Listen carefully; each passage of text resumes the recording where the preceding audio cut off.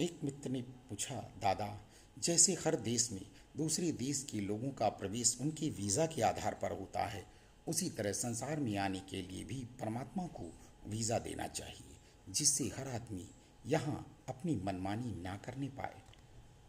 मैंने कहा, मित्र, तुमने शायद गौर नहीं किया, वह प्रत्येक इंसान को वीज़ा देकर ही भेजता है, और तुम्हें इस संसार में आने से पूर्व माँ के गर्भ तक उस वीज़े का आभास भी रहता है।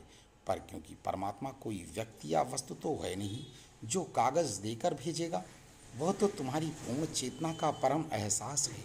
इसीलिए चेतना को भी संसार में आने से पूर्व अपनी सारी सच्चाई का पता होता है, पर यहाँ आते ही वह स्वयं का वास्तविक रूप, जो परमात्मा की एक बूंद मात्र है, उसे भूलकर इस संसार में आकर अपने शरीर की मांगें और इच्छाएं बढ़ाने लगती है।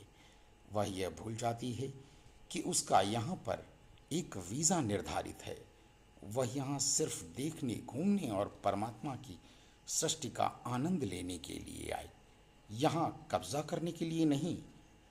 हाँ, मूलभूत आवश्यकताएं जो शरीर को चलाने के लिए आवश्यक हैं, उनका इंतजाम उसने भरपूर किया है। तुम्हें श्वासें दी, जल दिया, फल दिए, अनाज दिए, धरती रहने को दी, खरीदने और बेचने तथा कब्जा करने का अधिकार नहीं दिया।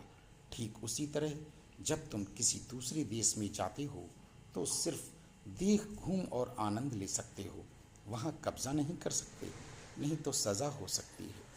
पर यहाँ तुम भूल जाते हो, क्योंकि तुम्हें अपना वीज़ा याद नहीं रहता, पर तुम्हारी उस चेतना के केंद्र को सब याद है। जब किसी संत की कृपा तुम पर होती है, तब तुम्हें सब याद आ जाता है।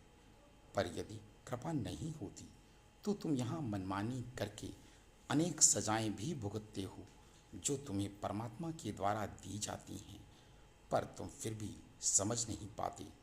और जैसे ही तुम्हारा वीज़ा खत्म हो जाता है, तब तुम्हारी चेतना को धक्का लगता है कि अरे, ये क्या, ये तो सब छूट रहा है, पर तुम कुछ नहीं कर पाते, देश से निकाल दिए जाते हो। राधे राधे, नमो